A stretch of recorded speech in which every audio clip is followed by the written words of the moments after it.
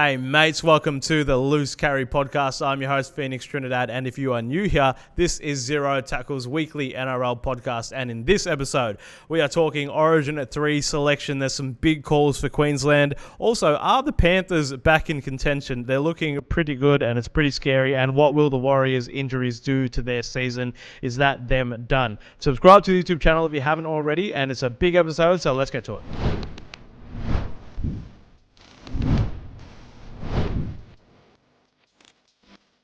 Alrighty, and joining us for this episode, as usual, Zero Tackle analyst Darren Parkin. How are you, mate? Nice to be here. Plenty to talk about as always. Love it. And the rugby league coach himself, Lee Addison. How are you, mate? I'm fine. I'm in trouble at my local boozer this week. I started to... Some friends asked me, Lee, how'd you do a rugby league scrum? I must have took too long to do it. They kicked us out and they've penalised us. Well, probably not the first time you've been kicked out. And making his return this week to the podcast, Zero Tackle writer Isaac Issa. How are you, buddy? Good. Probably not as hectic a weekend as Lee had, but Sober as a joke, by the way. I was just a joke. but it was a good weekend. Ton of footy news to kind of get through, and ton of interesting topics that I'm keen to get into today. So yeah, all is well. Absolutely. All right, let's get straight into it with the rundown. All right, so obviously the first thing on the rundown, the Origin 3 selections. So this one's come straight to you, Lee. So Josh Papali'i and Shibasaki in for Queensland. What do we reckon? Brilliant. If you don't buy a ticket, you don't win the raffle. I called for Josh Papali'i's injection 2 games ago on the Rugby League Coach Facebook and Instagram page. Little slight plug there. But... Sometimes at the Origin level, you've got to do what you've got to do. And Josh Papali'i is a prop forward playing in the side that are the top of the NRL competition as we speak right now. 3 weeks ago, they were in second and defying all predictions. There's a reason for that. And every great side that's won a premiership has had a great front rower. Also, it's echoes of Alfie Langer in 2001. Alfie Langer had retired, in theory, gone to England, gone to play for Warrington, and Wayne Bennett sneaked Alfie Langer into Queensland. So I really like the idea of that. I also like Hammer at fullback. I do think Mr. Shibasaki at centre is very interesting. If you look at his career trajectory, he's not been consistent over the years. He made, I think, double digits appearances for Newcastle Knights a few years ago. Then I think he went to Japanese rugby, just 1 or 2 performances. I don't know if he was injured or out of favour. I don't know, to be honest. But he's only really coming to prominence this year. Stephen Crichton will be licking his lips. Yeah, and Isaac, as a Blues man, what did you think of the team? Like, should they have made any changes? Looking over at the Blues side, a lot less controversial than probably the Queensland side. I'm pretty happy with kind of the side that they've laid out. Again, we spoke about it before game 2. Probably that Stefano pick, again, is a little bit, maybe a bit left field. Still not a huge fan of that. And bringing in Jacob Kraz was obviously a big call for the 18th man as well. I'm not really sure what Laurie Daly's plan is there. Obviously, he's wanted to have that, that burden, like, utility role there at 18th man, and now you're bringing in Kraz, who's mainly a centre winger. So I'm interested to see kind of what they do there. As we've seen in the past, it can be a bit of changes between that 18th to 20th man role anyways. But no, look, in terms of Blue side, not a whole lot of changes. I agree with you, Lee, though, when it comes to the Queensland side. I think Josh Papali'i needed to be in there game 1, and absolutely game 2.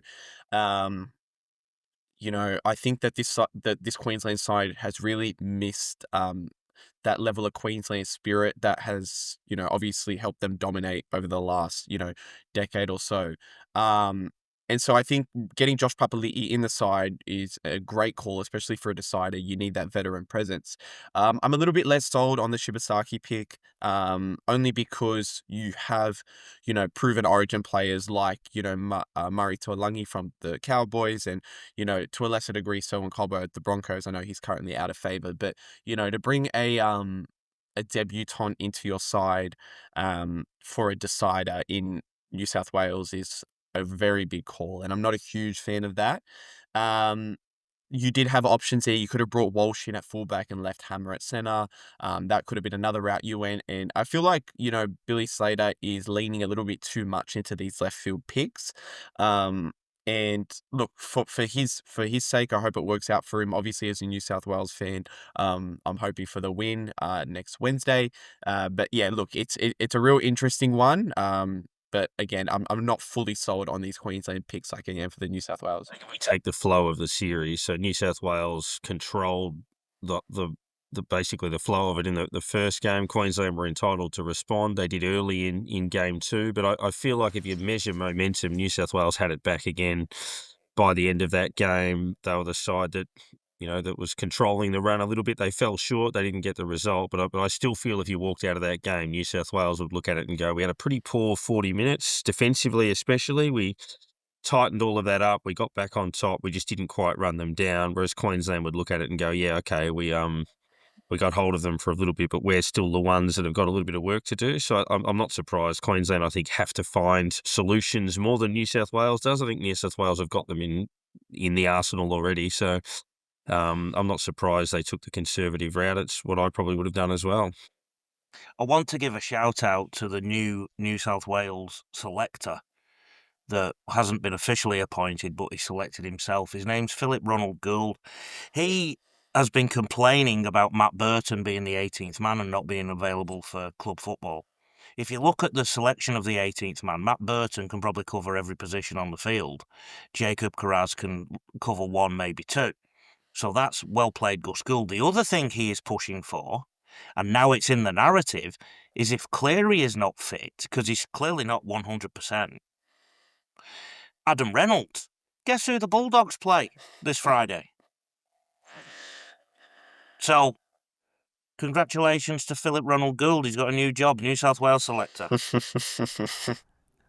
Love it. All right, we'll move on from Origin. We will cover that obviously in depth next week. Do a much deeper preview. But now back over to the regular season game. So yesterday, Darren, the Sharks had a pretty tough assignment up against the Storm at Amy Stadium, but falling short 30-6. Obviously, tough assignment, but they're now sitting 10th with 8 wins from 16 games.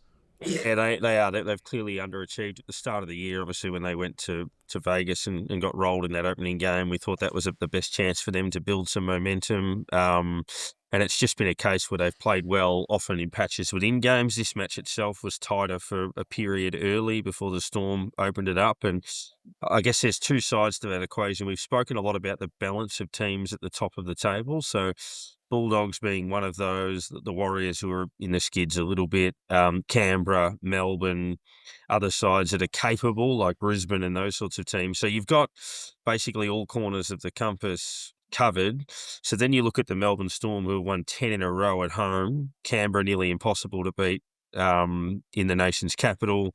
I know the Warriors lost the other week at home to Penrith, but they're difficult to beat across the pond as well. So I just think if you look at those records of sides at home, that's why top 2, not just top 4, but top 2 is so crucial to potentially give yourself home final into the decider.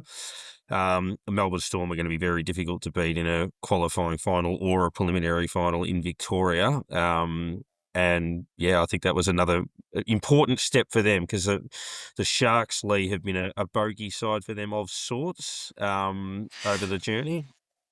Sharks have conceded 30 points in 4 of their last 5 matches. They're falling to bits. And the Sharks need to win 6 of their last 8 to be in the 4. They offered very little from an attacking standpoint yesterday. Their only try came from a high bomb from Nico Hines, and it was the kind of bomb that was a lottery, basically, and they won that particular lottery. That said, every other high kick throughout the day seemed to be won by Storm. I know Eli Katoa robbed Will Kennedy a couple of times, and they're surefire signs. If the team isn't competing or winning these little duels around the field, the one-on-one duels, whatever they may look like, whether they're high ball, low ball, tackles, etc., that's when your team is starting to fall off the perch. Defensively, I thought their line speed was sluggish. I thought they were defending with their feet in cement. I don't know if you boys are old enough. Do you remember the board game Test Match, where you have the fielders that stand with the legs open and they just stand still? That's what the Cronulla defence was like yesterday, and they were moving around like Frankenstein, sort of big steps around. They looked really tired in defence actually for a big chunk of that game. Now the flip side of this is that Melbourne Storm are turning Amy Park into a fortress again. That's 10 consecutive wins. I do think, though, that their injuries are just going to cost them a little bit. Farlongo suffered that hamstring injury yesterday. He was an absolute star with the ball. He's an X-factor player as well. And we've all spoke in depth this year, Isaac, about how Melbourne might not be quite Melbourne-ish at the moment. They're getting more Melbourne-ish, and having somebody like Farlongo there who can just break open tight games is really important to them. And now, who knows how long he's going to be out for? Yeah, absolutely. And as you said, like when you're looking at the Melbourne Storm, they are looking, at least in 2025, a little less Melbourne-ish, but they're starting to pick up steam a little bit. And I think it's a case of, and we wrote a piece on this on zerotackle.com about, the one thing holding back each NRL club. And for the Storm, I put down fatigue, because obviously they've been on top for so long. And I think what we're seeing now from Craig Bellamy and the Storm is them kind of take their foot off the pedal a little bit, at least in the first half of 2025.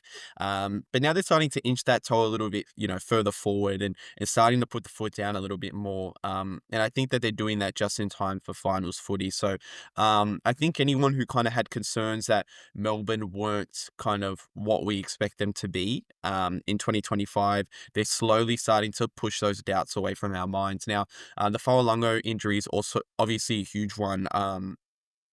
I view him as the long-term fullback of the Storm, once Pappenhausen moves on. So, and he's, one of the best outside backs already at such a young age. So I think he's going to be a huge loss for them, however long that he's out.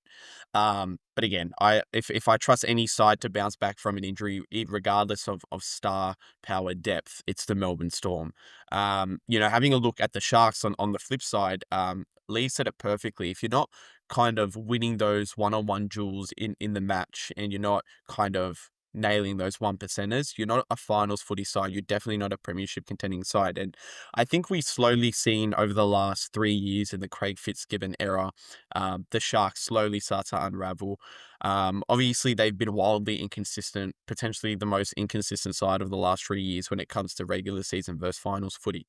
And I think that, a match like this, when you're going up against a true, premiership heavyweight like the Melbourne Storm, and, it's not even a case of talent on the field, but effort plays, and that, those 1%ers, if you're not nailing those against a premiership contending side, you're not contending for a premiership. And I think that Craig Fitzgibbon will be looking at this and, really worried about not only 2025, but what his side's going to look like for the next few years.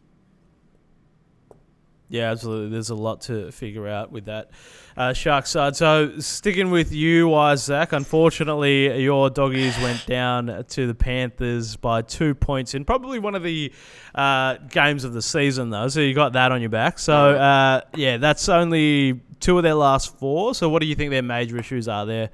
Yeah, absolutely. First of all, want to say what an amazing game. Would have been better if we won, but, I've had a few days to recover from that. So, Dogs have only won 2 of their last 4, which is very Bulldogs-like in 2025. Obviously, before for the last 4 matches, they'd only lost 1 game, and that was to Brisbane in awful, weather conditions. They've since gone on to lose to Panthers and the Dolphins, who are both, to their respect, flying at the moment. But Look, I think what we're seeing from the Bulldogs is potentially a peak way too early in the season. We've seen the side kind of come out firing in the opening kind of 2 months of the year and really hand it to these sides. And now we're kind of seeing them slowly unravel. Obviously, they're losing players to Origin and some players are fatigued. And now they've introduced Lockie Galvin into this side, which I think is a major talking point over the weekend because they brought him in and the game kind of changed a little bit. So I think we're seeing potentially the Dogs soar too high too early. Any major issues? I don't think so. I think that this is a case of needing just a simple reset and a restructure of the plan. You've obviously got the pieces there to put together a premiership winning side.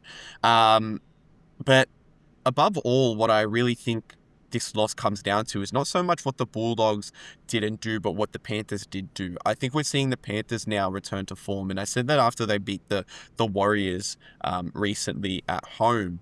At Warriors home. Panthers are now returning back to what we know them to be. And for this game to finish 8-6 just goes to show, both sides are kind of on the same level when they're both at their best. Obviously, the Panthers' sole try came off just a piece of brilliance by Nathan Cleary. A piece of brilliance from Nathan Cleary with that charge down, Darren. But when I see this kind of win from the Panthers and a loss by the Bulldogs, I don't so much see major issues as I do simply a case of two premiership heavyweights going at it and the side with premiership pedigree essentially taking the win. I agree. The DNA of Penrith is back. They've won 4 in a row, Lee, and they're going to win 9 in a row. I'd like you to tell me which of these next 5 games Penrith are going to lose. They've got the Eels, the Bunnies, the Tigers, the Titans, and the Knights in the next 5. Then they get a pretty tricky 3-week block against the Storm, the Raiders, and then a return match against the Bulldogs. But they're not losing any of those next 5, are they? The only place Penrith will lose any of those next 5 is on the new game that's coming out for the PlayStation, I think, Rugby League Live. I'm not earning any money from those. I will say this. I don't think they played on Thursday with their usual width with the ball. I don't think Cleary's playing that well, I'll be honest. I've seen him do more and more hit-ups lately like a front rower. He'll be wearing the 8 or 10 soon. I think he's got some genuine mental bugs in terms of his game, and he's actually decided he just wants to run quite a bit. He's done a few runs in the last few weeks where he's literally just carted the ball up like a front rower. So I think that he's going to be interesting what happens over the next couple of weeks vis-a-vis Origin with him and Penrith's development. Going back to the Dogs, they've had a couple of losses since Galvin arrived. Now, we all wanted to blame DCE for Manly's woes, the DCE decision or non-decision. Well, surely we need to be talking about has Galvin upset the rhythm of that squad, because Sexton's playing really well. He set up the try for Bulldogs that they scored, doing everything you want a half to do. A lot of people commented on the quality of the defence in the game, and whenever I hear that, I look at the quality of the attack first. I thought some of the passing from the Dogs was slow at times, actually. Not all the time. But they had plenty of fast play the balls. They're still getting the go forward, but they weren't capitalising on it. And Penrith, like I said, not playing to their usual width, playing within the tram lines on the field. So I actually think both teams played within themselves a little bit when they attacked in that game because they were so keen to win it. And that's why it came back with a finals intensity label. So both teams have actually got quite a lot of improvement in them, Phoenix, going forward. And I think there's big questions to ask at the Dogs at the moment, or certainly pending anyway. They're by no means in crisis. They're by no means done the wrong thing. But this Galvin signing is not seamless.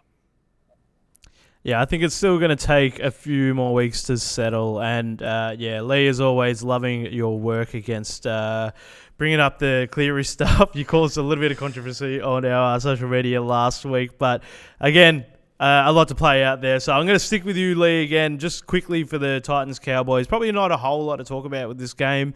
Two teams that are, they're not going to be doing anything this year. What did you make of that Cowboys win? I wish there was some cricket on so I could change over. Attacking is something that footballers like to do. So when a kid says, I want something for Christmas, he doesn't say, I want a tackle shield. He'll say, I want a football. Because footballers like to attack, but they have to defend. And that's not everybody's favourite activity. And the teams near the bottom of the ladder have players that don't like to defend and therefore aren't very good defenders. I'll give you some examples. I've spoken in depth about the two origin players from the Cowboys, the two back rowers that played for Queensland and their tackle technique. So refer to previous examples like Ruben Cotter and I've had a blank here. Who's the other one from the Jeremiah Nanai. There, that's it, Yeah. Nanai. And Jake Clifford, rocks and diamonds yesterday. No sooner had he set up a try for the Cowboys than he allowed Fermor to absolutely trample over him for what should have been a regulation tackle, and Fermor scored. And then I go to the Titans, and I'm reading in the news after the game that Tom Weaver is someone that we should look at for the future. Yet Cowboys were actually targeting Chris Randall and Tom Weaver on the Titans' right edge defensively. They were attacking them and making some definite inroads. Dearden ghosted through the two of those in the second half, and then they were opened up later in the game too. So both Payton and Hasler at the Cowboys and the Titans, respectively, they will be pulling their hair out that their teams show so much promise in attack, Darren, but don't like defending sometimes. Yeah, and the reality of the situation is that's the part of your game that defines how far you go. Like, there are plenty of sides that can score. We talk about the Dolphins a bit later on, where scoring not an issue. It's just if they can tighten up the other side of their game, it might be the difference between them being top 8 and top 4, top 6, that type of thing. So we're seeing that with a number of sides, but I guess the other feature is how even the season is, Isaac, in that the Cowboys were absolutely cooked if they lost that game, and now they're a point outside the 8. And in terms of Payton's future and a few other things as well, it was absolutely season-defining in many respects. Yeah, absolutely. And I think what concerns me the most, I'm a little bit more concerned for the Cowboys than I am for the Titans. Now, the Titans simply 90% of the time don't know how to play winning rugby league. And I think that that's something that we've just come to the conclusion of. And it's a shame for Titans fans who are desperate for some sort of success from their NRL side, but it's not coming this year, and I can't see it coming anytime soon. Flip over to the Cowboys. This is a side with multiple origin players in it. A side that was flying just a few years ago, and they've just been wildly inconsistent, similar to the Sharks in a lot of respects. I'm really worried for the Cowboys moving forward. I don't think that they fire any shots this year whatsoever, but I definitely think there needs to be some questions asked towards the end of this year leading into 2026, because to have a side with this many origin stars and be so lazy in so many areas of their game, as Lee kind of pointed out, I'd be really concerned if I'm Todd Payton, not only for his job security, but if he is to keep his job, what he does with this roster moving forward, Phoenix. Yeah, some definitely some questions to be answered there. So moving on to the next game, the Warriors attempted a takeover at Suncorp. Didn't quite go to plan, Darren, and now we are out for. These two injuries are probably going to be season defining in that loss. Yeah, I think so. It's not just who, but how many as well, on the back of what they've already copped through the origin period a few weeks ago.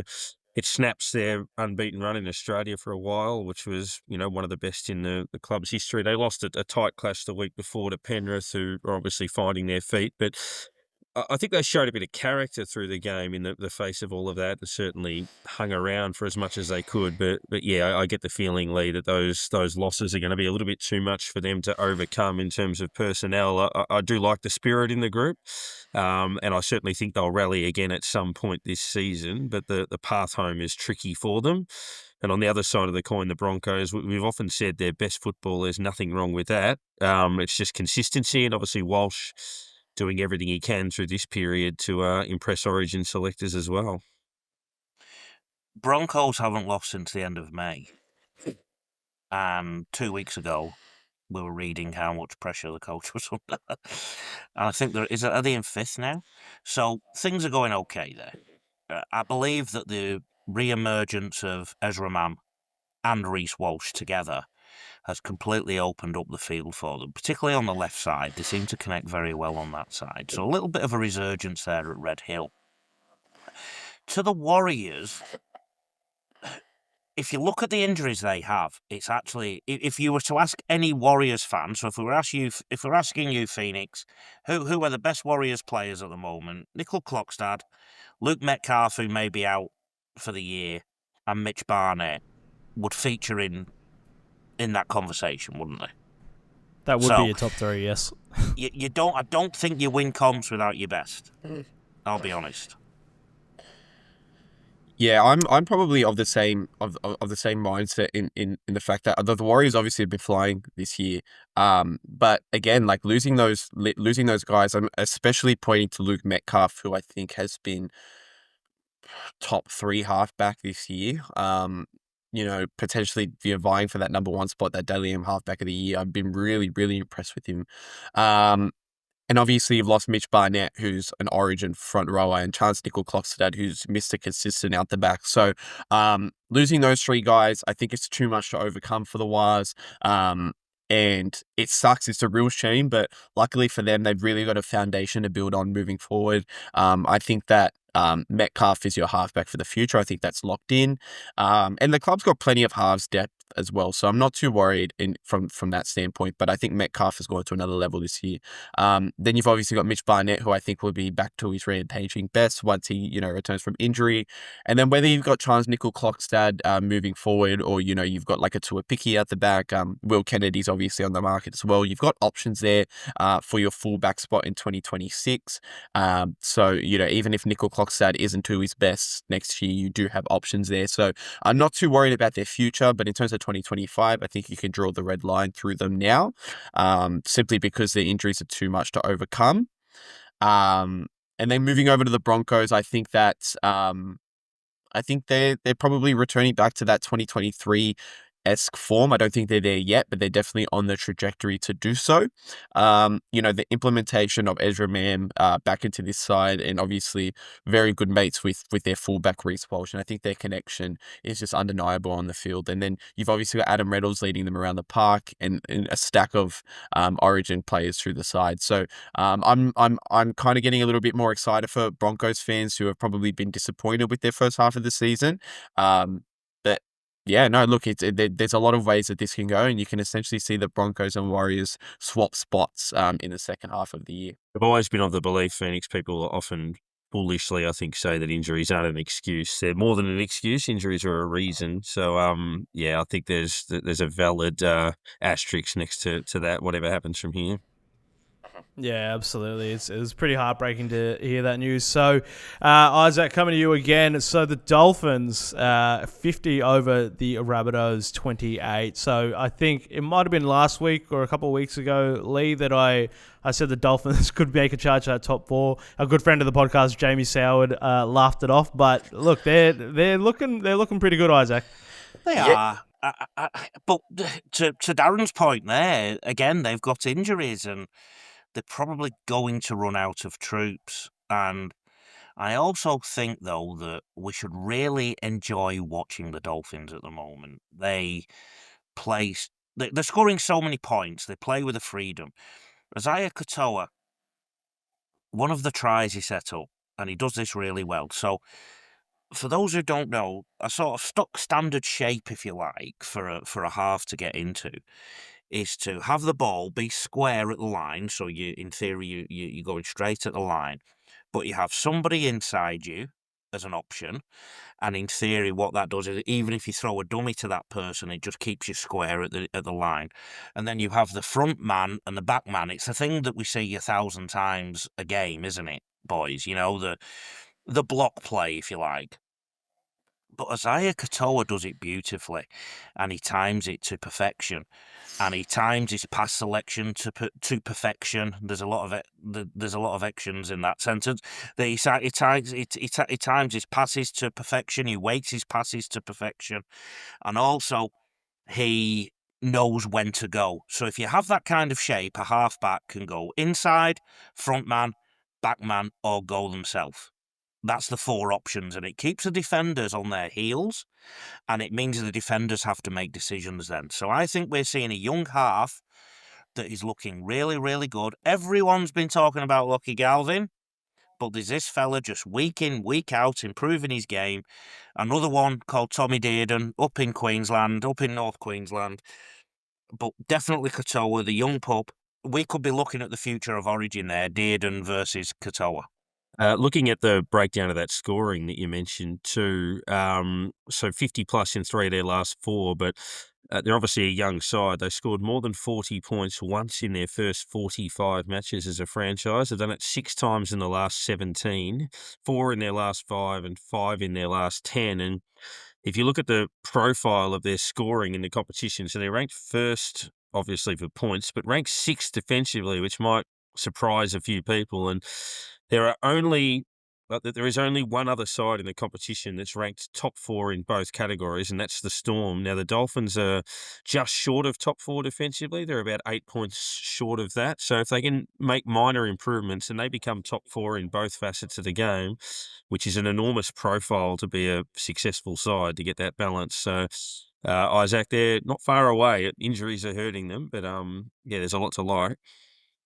To round off your question, Phoenix, I do think we are yet to see Dolphins win a game that is a real tight arm wrestle. True. So if you were to put the Dolphins in the Bulldogs versus Panthers game and replace one of the teams, we've yet to see them win that type of game, and I think that's where they could come unstuck at the moment.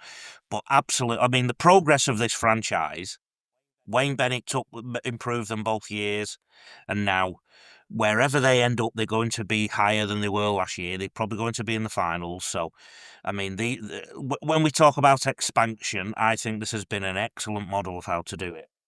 Yeah, absolutely. And I think that, you look at the trajectory that that the Dolphins have been on and the massive leap that they took this year has been nothing short of like amazing. Like especially losing Wayne Bennett and getting better with a rookie coach in Christian Wolf and obviously essentially a rookie halfback in Isaiah Katoa only in his 3rd season and really impressing. And I said Luke Metcalf has been a top 3 half.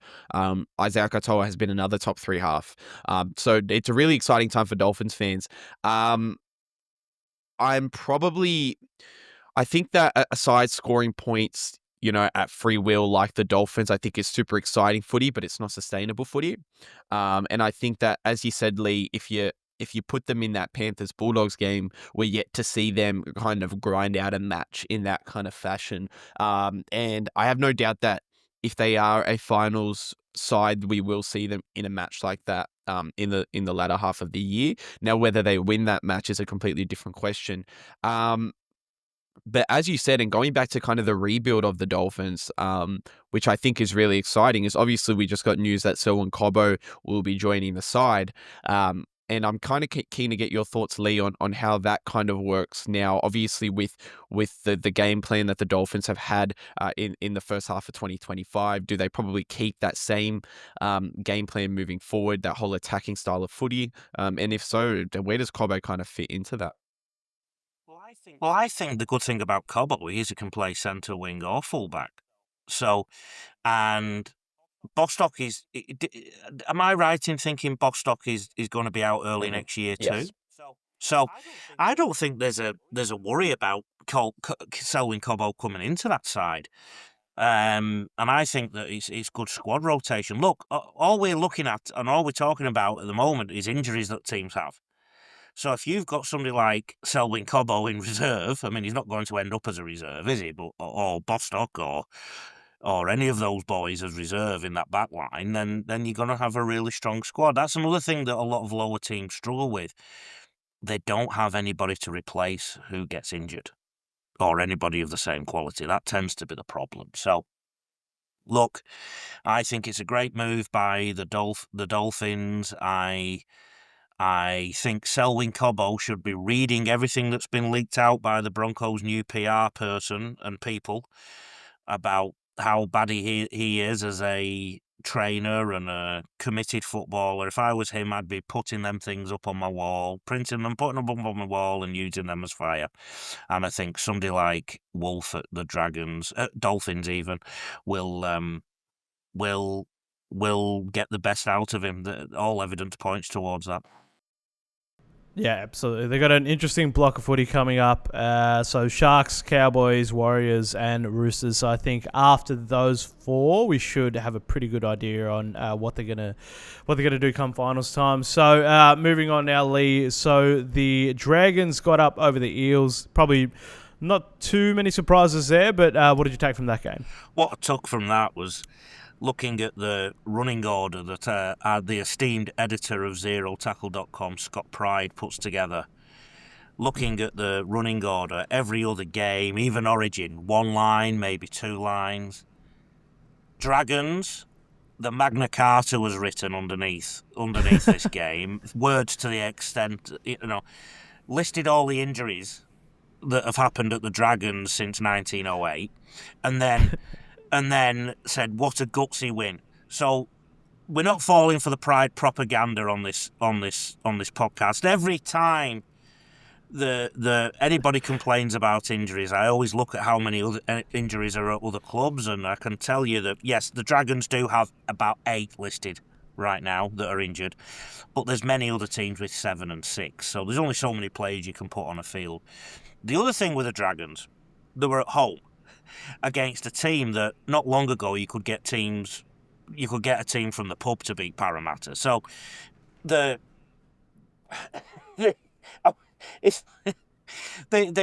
dominated it so much in the first half. They should have gone on and dominated it. No wonder Flanagan had a beanie on. He was covering the hair that was falling out as the Eels were coming back at them. And their draw gets significantly tougher too. 7 of their last 10 matches are against team in the top 8. To Para, to the team that Sally calls bananas in pyjamas when they play in yellow, it was a 26-4 deficit they came home from. And I'd implore every listener, every watcher to, whenever your team is down 26 points or 24 points or 22 points, if they manage to jag 4 or 6 before half time, the way the game is going right now, it's very, very likely that your team could come back. I was watching a game with a mate who said, oh, they're gone. The Eels are gone. I said, no, they're going to come back. You watch, they can come back. Because in coaching, I always say to my team, if we're behind on the scoreboard at halftime, if they can score 24, if they can score 26, you can score more. And Eels did that. I just thought that some of their attack was, whereas I've just been talking about Izzy Katoa and his pass selection away, I thought Para got that wrong several times. And that shape I was talking about, I thought they hit it. The halves were hitting the front option too many times when they should have gone out the back and gone wider. And the other thing that, Darren, because you like statistics, that was one of the biggest ever crowds for a Dragons game at Wynn Stadium. Yeah, well, obviously they sensed a big winnable opportunity, and it's interesting how that sort of falls, because there would have been an element of frustration sort of coming into that. So, yeah, that was probably a bit of a standout out of that fans are keeping the faith. Yeah, and I think the biggest the interesting thing, especially when you're talking about that, like the fans obviously coming out and stuff, is what an impact the Dragons really do have in the NRL community. And it's a shame that this side hasn't been able to kind of match up to that in recent years. When you're looking at this match, as a whole, I think that this was a game that both sides desperately needed to win, to take pressure not only off, their playing group, but of their season as a whole. And I think that, as you said, Lee, the fact that Eels were able to come back from that 26-4 deficit, whatever it was, they got to, I think it was 26-20 at one point. And then there was a very controversial call on Josh Adokar on the sideline stepping over the line. Not fully sold on that one. But I think that kind of flipped the game on its head, and I think that the Dragons kind of got away with one there, and that kind of flipped the momentum a little bit for the Dragons.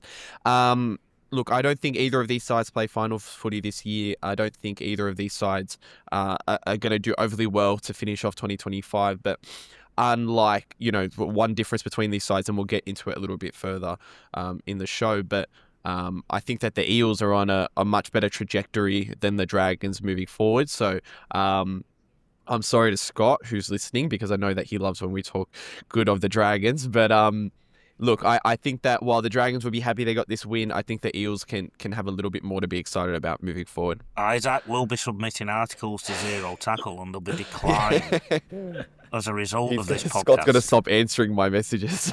Yeah. Wouldn't put it past him. All right, so last game on the rundown. We'll go to you, Darren, for this one. So the Raiders just getting the job done, as always, against the Knights. Probably the big one, it's just injury news all week this week. So Ponga suffering that Liz Frank. Yeah, the nasty Liz Frank injury, clearly out of origin and potentially a lot longer than that in terms of the home and away campaign. We know how crucial he is to their chances. There was a bit to like about their performance and a bit to like about some of the recent form lines, but just didn't quite get the job done, and the Raiders moved themselves to the further up the table and give themselves even more chance of building that top 2 record. So hard fought, nothing brilliant about it, Lee, but they were able to wrestle it away from the Knights, who can walk away thinking we played well, didn't get anything out of it, and now one of our marquees is on the sidelines. Covered an awful lot of kilometres this year, the Raiders, and that was another tough road trip for them.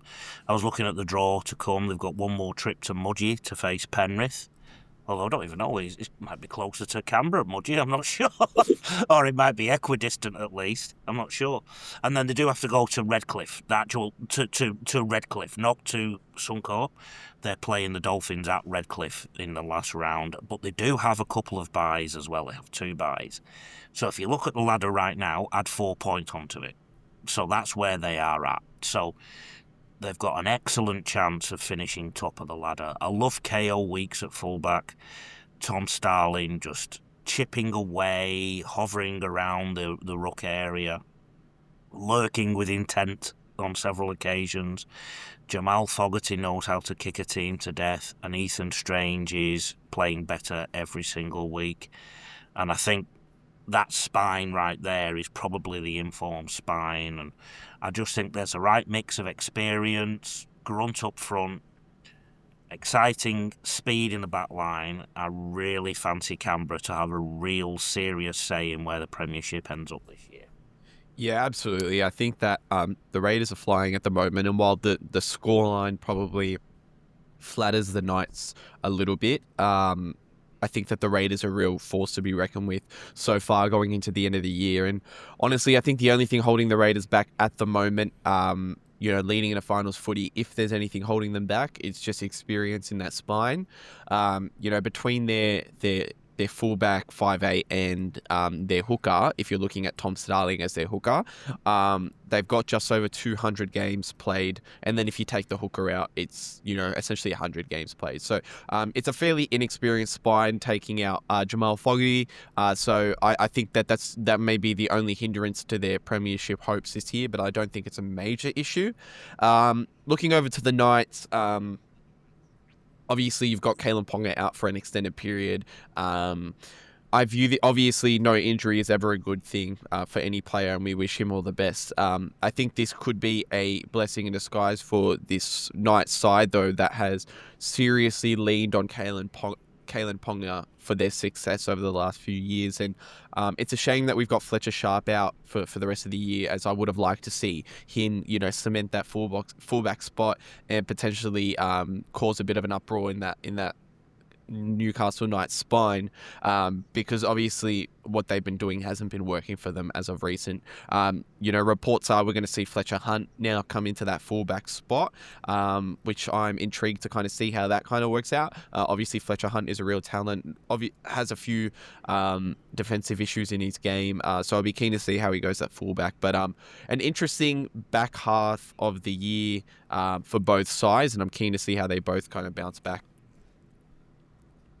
Yep, absolutely. All right, so getting to some contract news just before we get to the finish up the round previews. So I'll throw back to you, Isaac. So Tallyn Da Silva to the Eels immediately. Now, I know you love talking about players leaving the Tigers. So what do we think about this? So that's 2 for the year now. Yes, and look, while I had a sneaky suspicion that the second Tigers player to leave the club this year would also go to the Bulldogs, he has decided to stick to his word and go to the Eels, unlike Lockie Galvin a couple months ago. But look, no, this is an amazing deal for the Eels. Now, the reports are he's on an average of $650,000 per year over the next 4.5 seasons.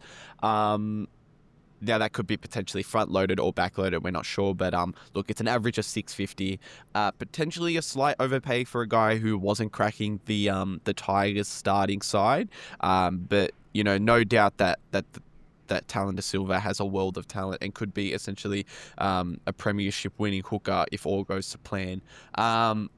Looking at it from the Tigers' perspective, it's a weird one for them. Now, obviously, when they let Lockie Galvin go, they had Latu Fainu, ready and roaring to come in, and that has just paid dividends so far. He's been an absolute he's turning into the star that we all knew that he would. A bit of a different situation with the Tigers. Now, from my understanding, they could have kept him, but they decided to go with Appy, who is, I believe, 33, 34 years old. He's not young. So they've decided to go with Appy Coruscant over Tallyn Da Silva, and that's why they let him walk, which I think probably wasn't the right call if the Tigers are wanting to stay competitive over the next 10 years. Now, they've obviously got Haywood and Tristan Hope coming through the ranks, who are both fairly, well regarded in that hooker space. But I don't know if they're going to reach the heights that I think we expect Da Silva to reach.